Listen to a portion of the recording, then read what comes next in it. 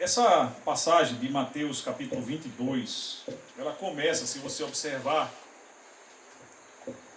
falando sobre reino de Deus. Na expressão de Mateus, o reino dos céus. Essa expressão ela vai variar nos evangelhos, reino de Deus, reino dos céus. E aqui ele fala que o reino dos céus é semelhante a uma festa que foi preparada pelo rei e ele manda convidar os convidados, porém alguns simplesmente não vêm, outros inclusive machucam os servos do rei que vieram fazer o convite. Aquilo ali era uma simbologia a respeito dos profetas, né, que foram martirizados, mesmo tendo o convite para que as pessoas se arrependessem dos seus pecados e se submetessem ao reino de Deus. E aí ele conta essa parábola das bodas e várias coisas vão acontecer na narrativa, até que os fariseus, eles entram na narrativa fazendo perguntas de conteúdo espiritual a Jesus. O verso 15 diz que eles faziam isso no intuito de pegar Jesus em alguma cilada. Eles tentam a Jesus com perguntas. Por exemplo, eles perguntam a Jesus se era justo pagar tributo a César. Vê que sinuca de bico, né? Todos eles revoltados com a tributação e querendo colocar Jesus numa situação difícil, para que Jesus dissesse que o tributo não era justo e assim, para que assim eles tivessem do que acusar Jesus. Eu diria que os fariseus, meus irmãos, eles são um símbolo da razão pela qual foi necessário o envio do Filho de Deus para morrer por nós. Os fariseus, bem como os saduceus, são os dois principais grupos em que Israel se divide pouco antes do nascimento de Jesus. Observe como a liberdade, que é um bem tão precioso, tão caro para todos nós, essa liberdade foi conquistada por Israel pelas mãos de Deus. Quando Israel, que vivia numa situação de penúria, de escravidão, no Egito se torna uma nação livre e depois um dos reinos mais pujantes da face da terra. Um reino de famílias sacerdotais, famílias que amavam o Senhor, mas que com o tempo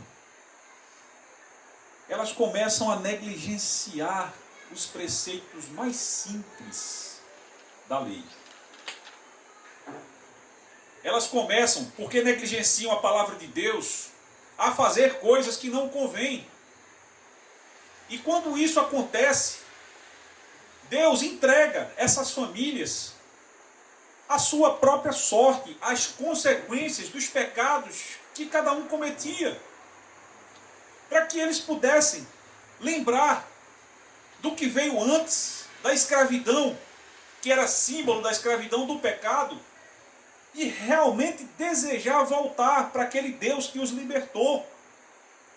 Certa vez Jesus disse: se vocês conhecerem a verdade, vocês verdadeiramente vão ser livres. E aquele povo que parecia que tinha uma amnésia espiritual diz: por que você diz isso se nós nunca fomos escravos? Ora, não foram escravos? Será que haviam se esquecido dos 400 anos no Egito? Essa é a razão pela qual Deus permite o cativeiro. Na sexta-feira nós falamos do retorno do cativeiro e Neemias tentando reconstruir as coisas.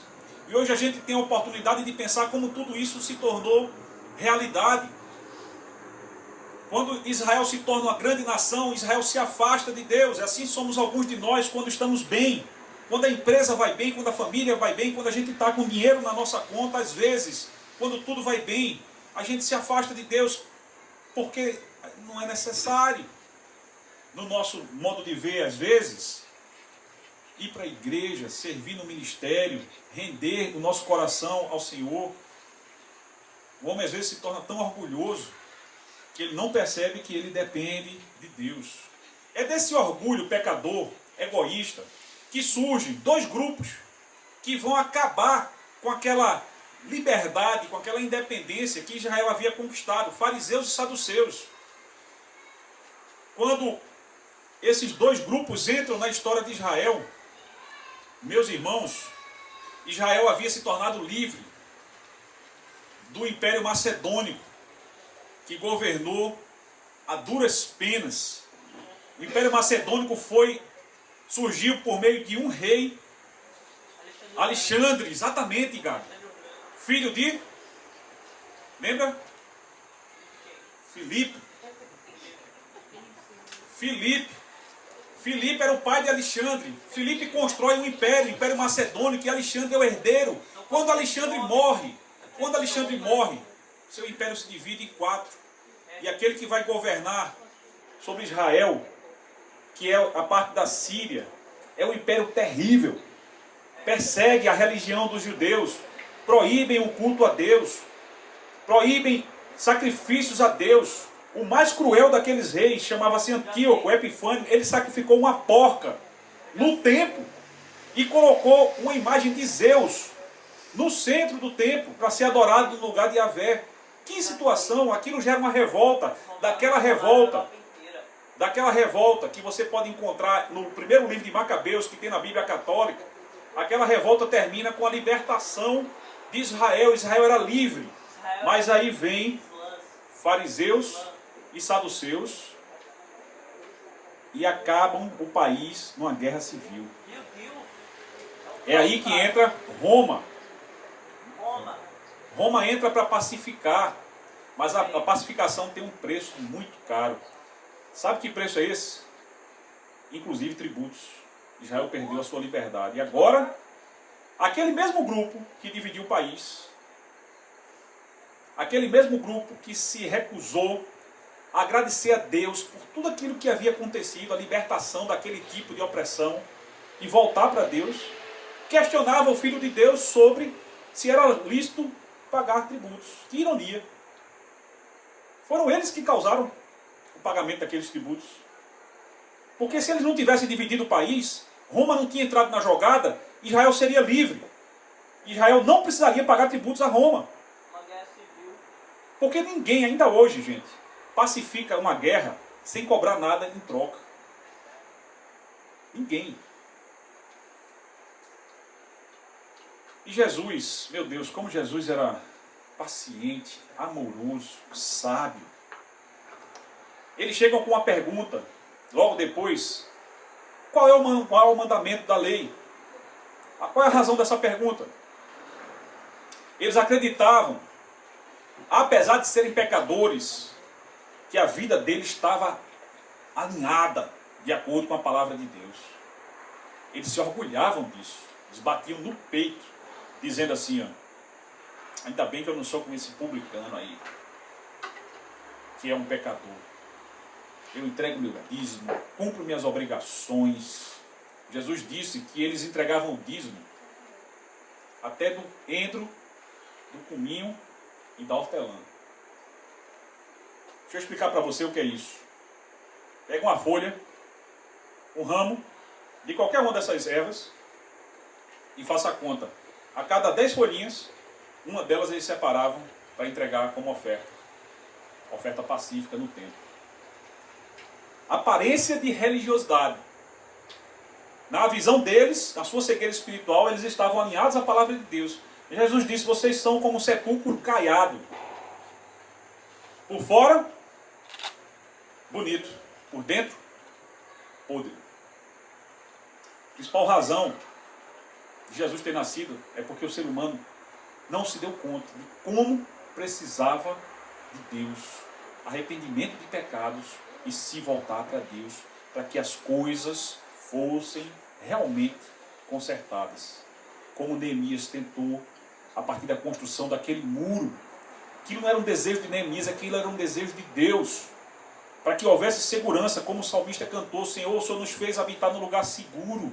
As famílias precisam de segurança financeira, emocional, segurança física, segurança espiritual. As famílias precisam disso. O Senhor prometeu a Abraão: em ti serão benditas todas as famílias da terra. Essa bênção se cumpre por fé. E fé, meus irmãos, é submissão. E Jesus usa essa ideia para dizer, o maior mandamento é: amarás o Senhor teu Deus. O amor a que Jesus se refere é o amor ágape, agapau, significa o amor sacrificial, aquele amor que o próprio Cristo demonstrou na cruz, se submetendo a Deus até as últimas consequências. Jesus estava totalmente submisso a Deus. E agora ele vai ensinar para o povo: amarás o Senhor teu Deus de todo o teu coração.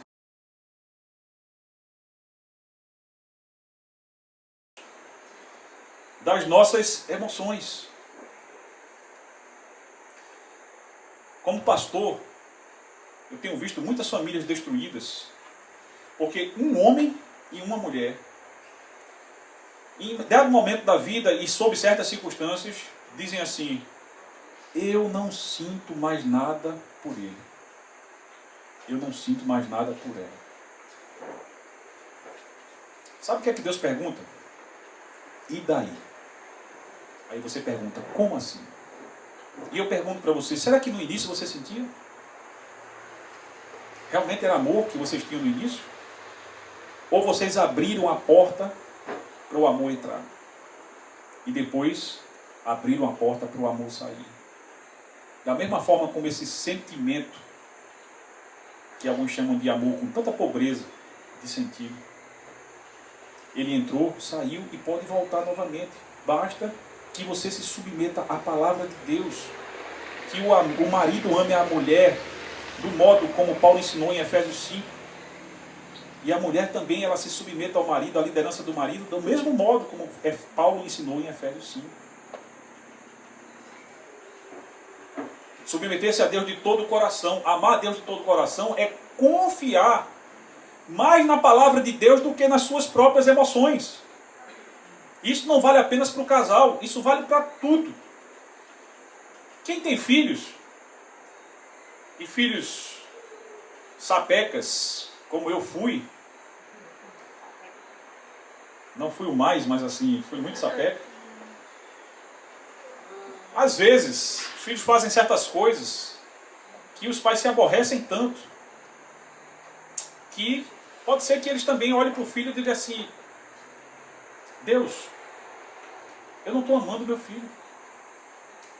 Existem pais, existem mães que fazem certas coisas que os filhos olham para os pais também com desamor. Mas amar a Deus de todo o coração é confiar mais na palavra de Deus, que ensina os filhos a honrar os pais a não aborrecerem os seus filhos, para que não se tornem desanimados, a cuidar dos seus filhos.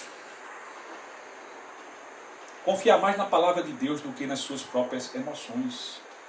E se esse é o seu caso, eu posso lhe aconselhar, de acordo com a palavra de Deus: olha a Deus, ele disse: peça e dá-se-vos-á. Peça a Deus assim: Senhor, restaura o amor.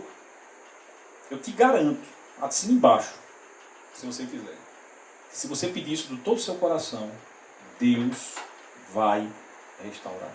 Amém? Ele diz: amarás o Senhor teu Deus de toda a tua alma. Os seus pensamentos, a sua vontade. Quando ele fala de alma, é vontade. Certa vez, o Senhor disse para Pedro: Pedro, quando você era mais jovem, você ia para onde queria. Mas chegará um momento, Pedro, em que você vai para onde te levarem pelas mãos. E a palavra diz, ele falou isso a respeito do tipo de morte que ele ia ter que passar. O próprio Jesus, ele foi entregue para morrer na cruz. E uma noite anterior ele dizia: Pai, se for possível, passa de mim esse cálice, mas seja feita a tua vontade. A gente tem que parar de orar o Pai Nosso, dizendo: seja feita a tua vontade, assim na terra como no céu. E na vida prática da gente, a gente querer: Senhor, faça aqui na terra a minha vontade, e no céu faça a sua. Como se dissesse para Deus: cada macaco no seu galho. Porque este aqui também é o galho de Deus. E ele não é macaco, ele é o Senhor, o Criador. Ele é o soberano que governa sobre toda a terra, inclusive sobre os corações daqueles que o temem. Mas Deus é tão generoso e tão misericordioso, tão bom, que Deus não invade o coração de ninguém. Deus é cavalheiro. Ele só entra no seu coração se você permitir. Portanto, se você não quer permitir que Deus entre no seu coração, eu quero dar uma notícia boa para você. Fique tranquilo, porque Deus não vai invadir a porta do seu coração. Jesus disse, eis que estou na porta e bato. Se alguém abrir a porta, eu entrarei e cearei com ele. Voltamos à ideia da ceia. Como é bom comer, né? Comunhão vem disso. O Senhor quer ter comunhão com a gente. O Senhor quer estar na mesa, sentado, na frente conosco. Inclusive nos ajudando na restauração que a gente precisa para as nossas famílias. Para isso, a gente precisa se submeter à vontade dEle. Deixar a nossa vontade em segundo plano. Isso é amor sacrificial. Os fariseus pensavam que entregar os dízimos era sacrifício.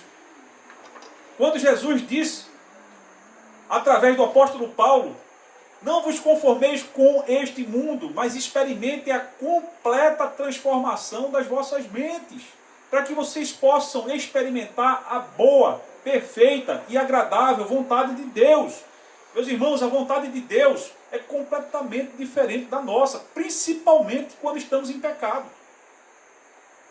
Quando estamos rebeldes à palavra de Deus, quando estamos insubmissos, nossas vontades nos traem. Simplesmente porque os nossos pensamentos nos levam para longe daquilo que é o desejo de Deus. E Deus diz assim, venha de volta. Você que quer restauração, venha. Na festa dos tabernáculos, o Senhor se levanta e diz assim, aquele que tiver com sede, venha. Venha beber, porque do seu interior fluirão rios de água viva. A água é um símbolo de vida. Sem a vida, sem a água, a gente não poderia viver. 60% a 70% do nosso corpo é água. E quando a gente fica com sede, a gente bebe água. Para poder sobreviver. O Senhor usa essa metáfora para dizer assim, vocês podem até julgar que estão vivos, mas sem mim, sem comunhão comigo, vocês estão mortos. Por isso que ele chega para um homem temente a Deus, um fariseu, não como esses, era um fariseu diferente, um homem que temia a Deus realmente. E quando ele se aproxima de Jesus, dizendo assim, chamando ele de mestre, abismado com tudo que Jesus tinha feito,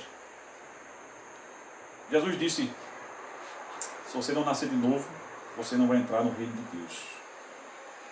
Finalizando essa primeira parte da mensagem, Jesus disse, amarás o Senhor de todo o teu entendimento, de todos os teus pensamentos. Muitas famílias têm sido destruídas das pessoas que nós amamos. Um filho responde ao pai de uma forma desrespeitosa. O que é que o pai entende? Meu filho não me respeita e às vezes, o meu pai já dizia, né? Não fale desse jeito não, que você vai ficar sem dente. Se vocês perceberem, eu tenho todos os dentes. O que significa que eu sempre segui o conselho do meu pai. Muitas vezes o pai não entende o que é que está por trás. Daquela criança que às vezes tem um comportamento que não é típico. O que é que está por trás? Vou trazer um exemplo para vocês, eu quero passar a palavra para a Bíblia sobre isso. Davi, meu segundo filho. Houve uma fase que Davi estava incontrolável. Controlado. Eu passava o dia fora e quando eu chegava em casa, o relatório era o pior. A mãe dele dizia, Davi hoje não teve jeito. Então as queixas eram as milhares de queixas. E aí o que é que eu fazia? O que é que vocês imaginam que um pai sem discernimento, criado num ambiente violento, em que o pai dizia, vai ficar sem dente, o que é que vocês imaginam que eu fazia? Castigo? Cascudo? Era pau, meu. E o pior de tudo que me dava um desespero, sabe por quê? Porque não resolvia. E aí eu pensava comigo mesmo, rapaz, eu vou matar o menino e não vai resolver. Até que Deus me mostrou como eu estava errando com meu filho. em duas circunstâncias diferentes. A primeira delas, eu sou muito brincalhão, sempre brinquei com os filhos e disse assim, meu filho, vamos brincar hoje? Ele disse, bora pai. Hoje você é o pai e eu sou o filho. Ele fez, beleza. Quando eu terminei de falar isso, levei uma lapada na orelha aqui. E eu olho para ele e disse assim, você está doido? Ele disse, eu não sou o pai. E eu disse, Senhor, que vergonha. Olha o tipo de pai que eu tenho sido para o meu filho. E depois, andando com ele, eu também sou um pai muito amoroso, eu me acho, pelo menos. Eu disse, filho, o que é que você mais gosta do seu pai e o que é que você não gosta? Ele disse, pai, você brinca muito comigo, você, no jeito que ele falou, que ele era pequenininho, é como se ele dissesse assim, você é meu amigo, eu gosto disso. E o que é que você não gosta? Ele falou, pai, eu não gosto de apanhar. Que vergonha, meus irmãos. E eu disse, filho, eu vou fazer um voto com você. De hoje em diante você não apanha mais. E o seu voto comigo é, de hoje em diante você se comporta. Se você quebrar o seu, eu quebro o meu. Algumas vezes ele quebrou o dele, mas eu estava quebrantado. O Senhor tinha me quebrantado e Deus me deu um outro nível de relacionamento com meu filho. Eu entendi que nem só de pancada se corrige um filho. Porque se Deus me corrigisse com o mesmo rigor que eu queria corrigir meu filho, eu estava frito. Quando o Senhor nos ensinou a pedir perdão, na medida em que a gente tem perdoado, como pais a gente precisa aprender que tipo de filhos nós temos sido. Nada tem me ensinado mais sobre a paternidade do que quando eu me encontro como filho de Deus. E quando eu pergunto assim a Ele, Senhor, o quanto eu tenho te decepcionado, Senhor. E quando um filho meu me decepciona, eu penso assim, muito mais eu tenho feito em relação ao meu pai. Eu preciso amar os meus filhos, porque a palavra assim me ensina. E já houve ocasião de eu dizer assim, Senhor, coloca amor no meu coração pelo meu filho. E Deus colocou, meus irmãos, porque Deus atende às nossas orações quando a gente desce do trono da nossa sabedoria e a gente deixa a sabedoria de Deus fazer parte das nossas vidas. Jesus disse, esse é o primeiro e grande mandamento. Venha, meu amor, porque eu estou ansioso para lhe ouvir. Continuando, né, Nelson falando sobre o amor a Deus, ele deu uma passeada até por um pouco do que eu vou falar. Retornando lá no começo que ele falou, respondeu Jesus, ame o Senhor, o seu Deus, de todo o seu coração, de toda a sua alma e de todo o seu entendimento. Este é o primeiro maior mandamento. E o segundo, que é o que nós vamos conversar agora, é semelhante a ele. Ame o seu próximo como a si mesmo. Muitas vezes a gente ouve isso e esquece que o parâmetro aí do amar o próximo é como a gente ama a si mesmo. E algumas pessoas já me perguntaram quando eu confronto com esse trecho da palavra, dizendo assim, mas Miriam, eu não sei o que eu sinto por mim. Ou eu não me amo. Ou eu não me acho merecedor, merecedora. As coisas que eu passei na vida, eu acho que eu mereci. Como é que eu vou amar o próximo como a mim mesmo se nem eu me amo? É muito forte isso, minha gente. Eu peguei essa imagem aqui. Aqui não dá pra perceber muito bem, mas é a menina se olhando no espelho e eu botei o I love me aqui, né? Como é que vocês se olham quando vocês se veem no espelho? E eu tô falando como é que vocês se olham, tanto da questão física como a questão interna. Vocês mesmos. O que vocês veem? Vocês veem o adulto, vocês veem a criança, vocês veem o adolescente. Vocês se aceitam do jeito que vocês são. Vocês percebem quem é que está ali. Porque o primeiro ponto para amar o próximo como a si mesmo é se aceitar. Nós somos diferentes. Diz a palavra em Salmos, tu criaste o íntimo do meu ser e me teceste no ventre de minha mãe. Eu te louvo porque me fizeste de um modo especial e admirável. tuas obras são maravilhosas. Digo isso com convicção. Vocês dizem isso com convicção? Vocês acham que Deus se enganou quando criou a gente diferente um do outro? Vocês acham que Deus se engana? Eu e o Nelson somos completamente diferentes. Muito diferentes. Vocês acham que Deus fez um dos dois certo e outro errado? Ou errou com os dois? Deus sabia o que estava fazendo. Cada detalhe da gente. Lucas e Felipe geneticamente são quase idênticos, né? Eles são gêmeos univitelinos. Mas eles têm diferenças. Detalhezinho no nariz, no formato do rosto, na personalidade, no cabelo. Vocês acham que Deus fez errado? Né? Na hora de fazer o Ctrl+C, Ctrl+V, ou na hora de dividir, né? Fazer a divisão celular fez errado? Fez não. Deus sabia o que estava fazendo. Deus sabia o que estava fazendo quando criou a gente. Cada um de nós. Então, a partir do momento que eu sei que Deus não errou, eu sei que eu sou diferente, eu sou única, e que eu começo a me aceitar com os meus defeitos. Eu não quero dizer que a gente não vai ter mudança, né, viu, gente? Que a gente não vai procurar mudança. Mudança a gente tem que procurar sempre. A gente tem que sempre buscar ser melhor, porque o nosso parâmetro é Cristo. Então, para os mais novos, o nosso youtuber a seguir, né? O influencer é Cristo. Então, aquela pessoa que a gente tem que procurar se parecer com Cristo, mas nós somos diferentes.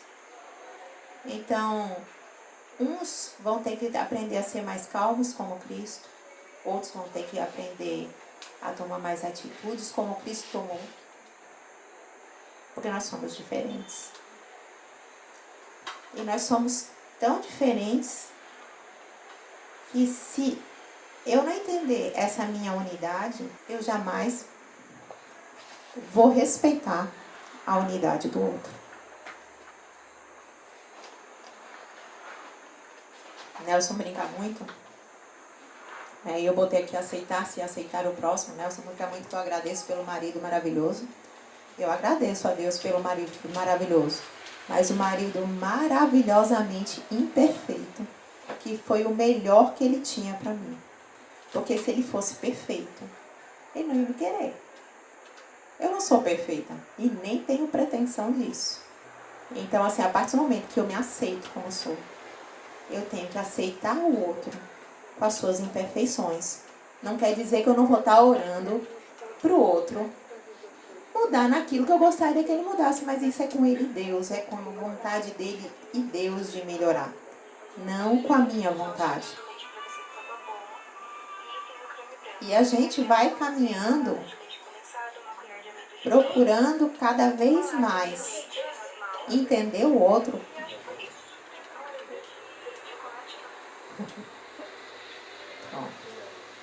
A gente vai caminhando, procurando entender o outro, aceitando o outro com as diferenças dele.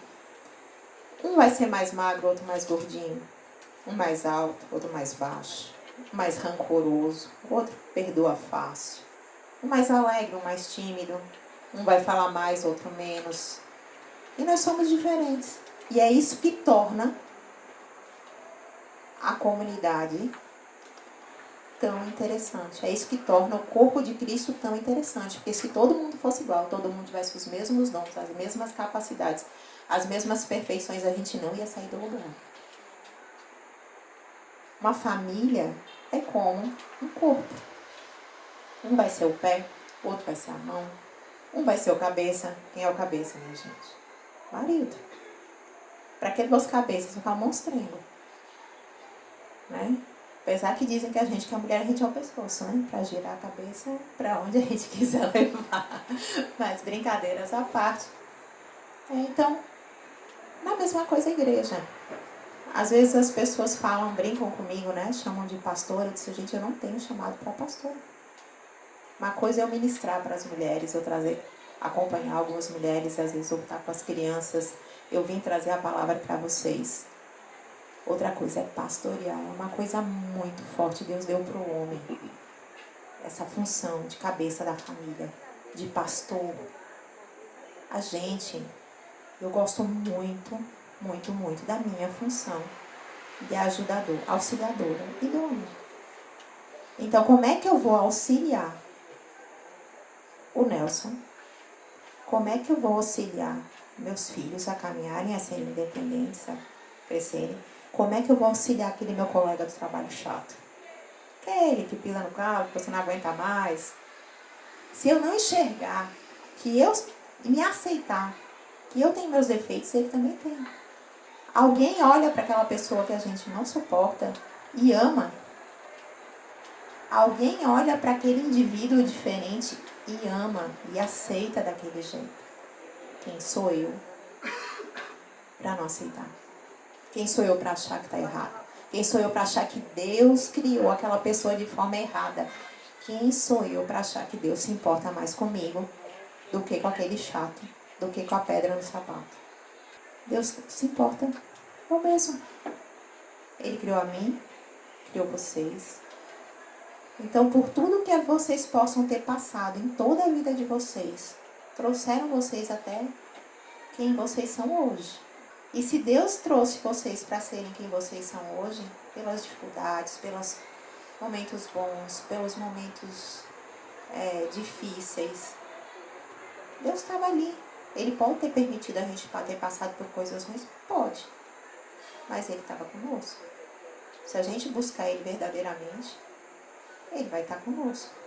E se eu não aceitar que tudo isso que aconteceu comigo me tornou quem eu sou hoje, e que eu sou única, e me aceitar com os meus defeitos, aprender a lidar com eles e me conhecer ao ponto de poder trabalhar esses meus erros, essas minhas diferenças, eu nunca vou poder aceitar o outro, porque Deus manda amar o próximo como a si mesmo. Como é que eu vou amar o próximo se eu não me amo? Então esse é o primeiro choque de realidade. É o começo, Nelson veio falando sobre amar Deus. Eu estou falando para vocês, para amar o próximo, vocês precisam se amar. E aí a gente traz aqui um pouquinho de ontem, né? Quando falaram para os casais, César e Jonas vieram falar para os casais sobre a necessidade de comunicação, de estarem juntos, de orarem juntos, de acordos. Então, como é que eu vou entrar em acordo com quem eu não gosto, com quem eu não amo? Né? Às vezes o que eu não gosto no outro é aquilo que eu não gosto em mim. Ou depois quando Laís trouxe sobre as emoções, sobre a gente saber quem a gente era, entender quem a gente era e quem a gente se transformou e quem a gente pode se tornar. Isso tudo vem da aceitação. Só que para se aceitar, a gente precisa se perdoar. Salmos 86, 5 e 6. Tu és bondoso e perdoador, Senhor, rico em graça para com todos os que te invocam. Escuta a minha oração, Senhor, atenta para a minha súplica. Percebam que Deus é bondoso e perdoador. Não tem aquela coisa que está lá dentro de vocês que vocês não se perdoam. Está na hora de perdoar. Porque vocês só vão aceitar quando vocês se perdoarem. Muitas coisas acontecem na vida da gente que a gente não tem oportunidade de um fechamento. Ou porque aquele problema que teve com uma pessoa, vamos supor, foi embora, ou porque faleceu e você não teve a oportunidade de fechar. Mas se você não se perdoar, e se você não liberar perdão, você nunca vai se aceitar. Algumas pessoas podem até me dizer, Miriam, para ti é fácil. Eu vim de um lar funcional, de um lar estável. Meu pai e minha mãe estão aqui. Foi uma família tranquila. Quando Laís trouxe aqueles perfis lá, eu me reconheci, né, no primeiro perfil, a família que proveu a questão emocional na primeira infância. Então pode ser muito fácil para você se perdoar ou se aceitar. Mas a vida não é só o que a gente vive em casa. Ou às vezes o problema pode ser em casa. Mas a gente passa, adolescência, escola, situações que a gente passa na vida adulta, faculdade, né, Gabi? em que marcam a vida da gente, machucam, né? Então, se eu não me perdoar pelas coisas que eu vivi, ou pelas coisas que aconteceram comigo, ou que eu fiz de errado e que não tive a oportunidade de um fechamento, como é que eu vou me aceitar? Às vezes vocês podem pensar, a gente que é pai e mãe, às vezes a gente faz algumas coisas com os filhos e a gente, nossa, meu Deus, como é que eu fiz isso com meu filho? Às vezes a gente não quer se perdoar. Né? E às vezes o filho já perdoou a gente faz tempo, ou não perdoou. Mas se eu não me perdoar, eu nunca vou ter a oportunidade de conversar com meu filho, com a minha filha, com meu pai, com a minha mãe, com meu amigo, meu vizinho, com meu chefe, com meu colega de trabalho. E ter uma conversa franca, né? Ali que restaure, né? A nossa ideia hoje é restaurar. A gente está restaurado, a gente está pronto. Para a gente estar pronto, a gente precisa se aceitar, a gente precisa se perdoar. E a gente se perdoando, a gente perdoa o próximo. Marcos 11, 25, 26 fala: e quando estiverem orando, se tiverem alguma coisa contra alguém, perdoem-no, para que também o Pai Celestial perdoe os seus pecados. Mas se vocês não perdoarem, também o seu Pai que está nos céus não perdoará os seus pecados. Eu fico brincando que 70 vezes 7 é pouco. Porque Deus fala, né? Deus nos ensina, sua palavra nos ensina que é muito mais grave do que isso. Porque se a gente não perdoar, a gente não vai ser perdoado. Vocês prestem atenção que ele fala que alguém estiver orando. O que é oração? É o nosso momento com Deus, é o nosso momento de entrega, é o nosso momento mais íntimo de conversa. É ali que a gente cresce, que a gente, né, busca Deus, busca o Espírito. Então, se Deus manda a gente parar de orar e pedir perdão, Ele não está querendo nem ter o contato com a gente enquanto a gente não pedir perdão. Perdoar. Eu digo, às vezes, tem algumas passagens na Bíblia que vem na jugular da gente, né? E essa é uma. E aí? Vocês estão dispostos a perdoar? Porque perdoar não é fácil, não. Perdoar não é só emoção. Perdoar é uma questão de decisão.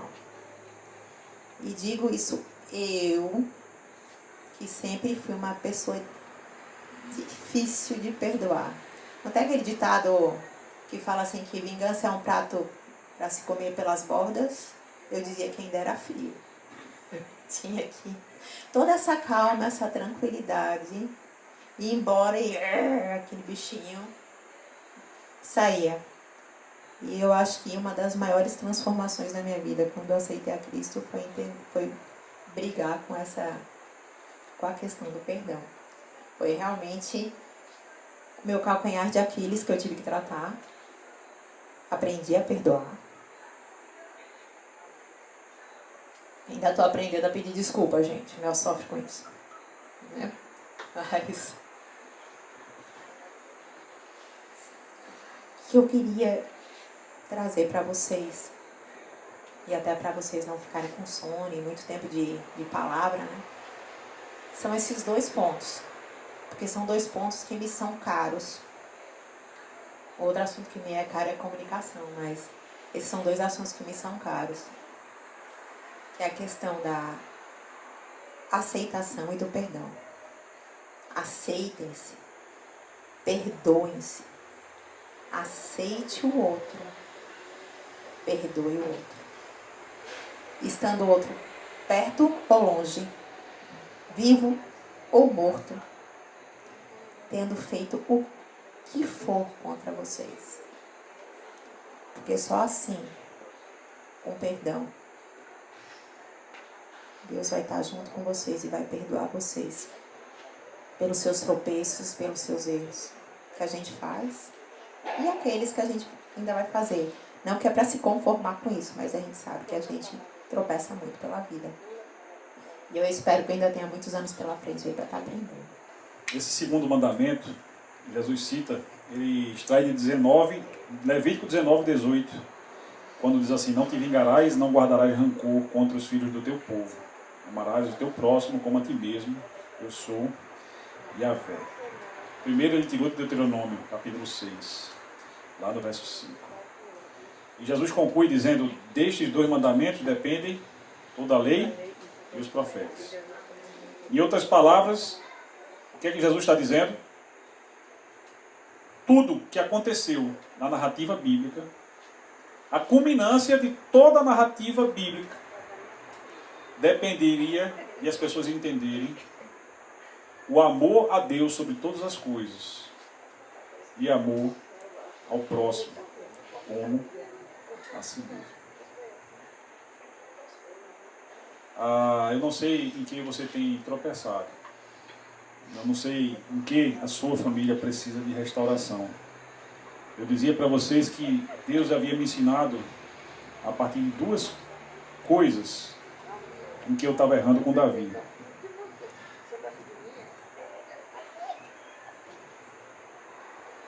A segunda coisa era na minha impaciência. Miriam falou da dificuldade de perdoar. O meu calcanhar de Aquiles. Tanto como pai, como pastor, como profissional, sempre foi a impaciência. Eu precisei entender isso olhando para os meus filhos, não só Davi, Pedro, Manu, Lucas e Felipe. Lembro muito bem uma vez que eu, cuidando de Felipe, eu perdi a paciência e ele era muito jovem, era um bebê, só que ele estava chorando muito e eu queria dormir. E o que é que me fez perder a paciência? Me impacientar com cada um dos meus filhos, meus irmãos. Foi a falta do caráter de Cristo em mim. Porque paciência é fruto do Espírito. Amor é fruto do Espírito. Alegria é fruto do Espírito. Paz é fruto do Espírito. O que é que um homem paciente busca? Uma mulher paciente. Quando eu conheci Miriam, alguma coisa me encantou nela. Sabe o que foi? Vocês pensam que foi a beleza estonteante dela? Não, nem fica olhando muito para ela não. Foi a paz. Miriam tem uma paz, meus irmãos, que me encanta. Além da capacidade dela de fazer negócios. Isso aí é só um detalhe, depois eu conto melhor. Que veio da mãe, né? A paz que Miriam tem me completa. Não só isso, me ensina. Porque olhando para Miriam, eu fui me transformando num ser humano mais pacífico.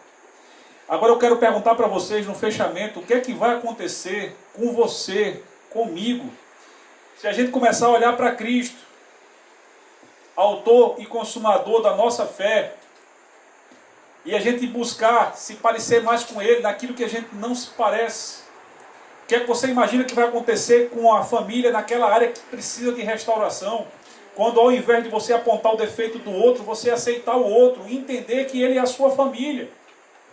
Ele é parte do mesmo corpo que você é e que essa família é uma bênção, mesmo sendo uma família às vezes disfuncional. Como a família que eu tive, não foi uma família muito funcional como Miriam teve.